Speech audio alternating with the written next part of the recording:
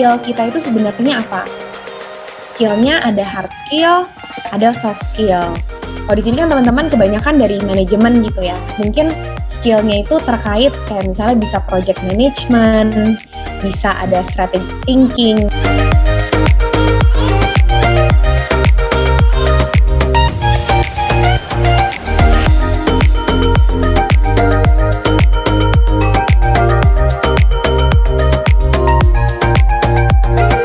HR itu nggak banyak waktunya untuk lihat satu CV itu nggak banyak, bahkan kurang dari 30 detik gitu ya. Jadi kalian harus bisa punya profile summary yang pas.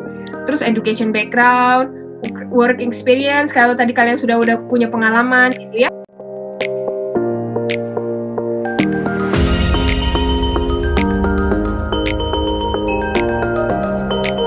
Kenapa tadi aku bilang bahwa LinkedIn itu semakin lengkap, semakin baik? Karena ini, di LinkedIn itu ada yang namanya All Star.